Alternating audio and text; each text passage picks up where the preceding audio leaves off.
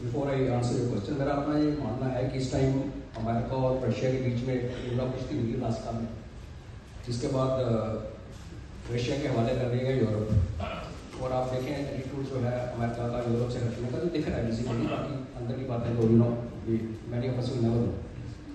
But ये situation जो है उसको भी थोड़ा और सप्लीमेंट करता हूँ मैं। सिनेरियो को कैसे देखता हूँ कि चाइना का एक हिस्ट्री है कि वो डायरेक्ट वॉर में नहीं आता, जहाँ भी आया मार खाता है।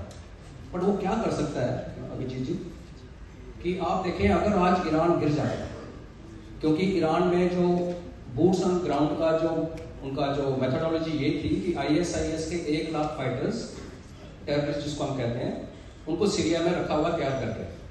अमेरिकन अपने बूट तो डालेगा नहीं, बिकॉज जहाँ से डेड बॉडी जाएंगी तो फिर ट्रंप का वहाँ जीना मुश्किल हो जाएगा। तो एक पॉसिबिलिटी ये है कि आप ईरान के अंदर IS का एक इन्वेजन, कुर्द का इन्वेजन, बलूचिस्तान से बलूचों का इन्वेजन, अज़ेर्स का इन्वेजन, एक हाइपोथेटिकल सिचुएशन बनती है जिसमें ईरान टूट सकता है।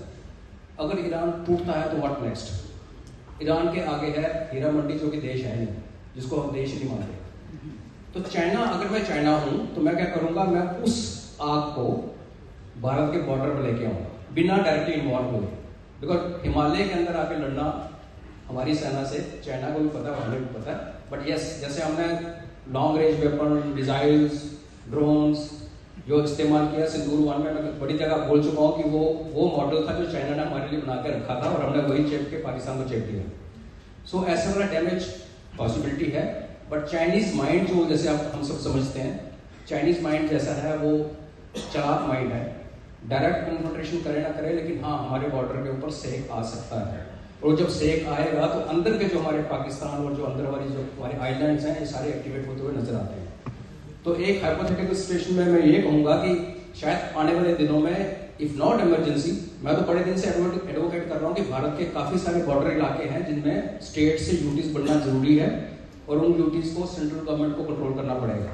लेकिन हमें कोई सुविधा नहीं। That is one way. Other option is कि आप selective emergency type, not the Indira Gandhi way of emergency.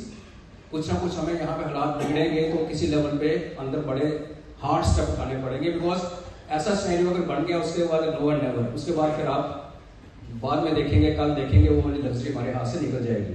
तो मैं एक्चुअली, हालांकि एज ए फौजी मैं नहीं चाहता कि हमारी फौज बॉर्डर के अंदर डिप्लॉय हो, लेकिन जैसे आपने कई बार देखा कि ED जा रहा है, CBI जाता है और वहाँ पे उनको लोग पत्थर मारते हैं, वहाँ के गवर्नमेंट्स कोऑपरेट नहीं करती।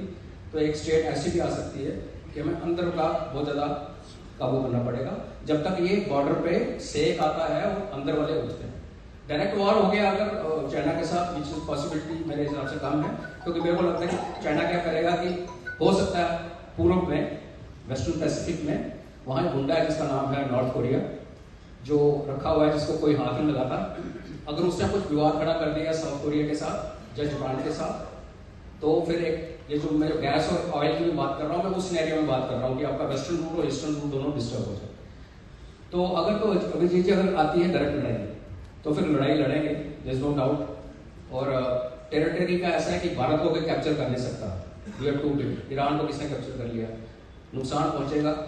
लेकिन मैं यही उम्मीद करता हूँ कि जो भी अपनी जो हेकड़ी निकालनी एक दूसरे की कर लें। हमारा चाइना बहुत बड़ी पावर है, अगर न्यूक्लियर पर बात ना जाए और उसके बिना, देखिए ये जो वर्ल्ड ऑर्डर चेंज हो रहा है, जो भी हो रहा है, जिसकी बात कर रहे हैं, जैसे आदि ने कहा खून बहता है। 2 नेबर्स इकट्ठे ग्रो नहीं कर सकते। आपने 2 सुपर पावर्स इकट्ठे रहते हुए कहीं नहीं देखी, तो हम दोनों में से एक ने तो जाना है। उसमें मेरी ओनली विशेष की न्यूक्लियर पे बात ना आए।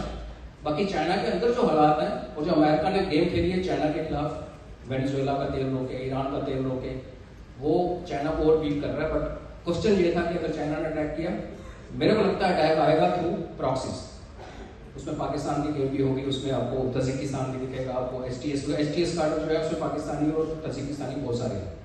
तो ये फोर्स है जो हमारे लिए खतरा पैदा कर सकती है। उस हालत में हमें अंदर एक इमरजेंसी टाइप सिचुएशन डेवलप होती हुई नजर आती है। जी।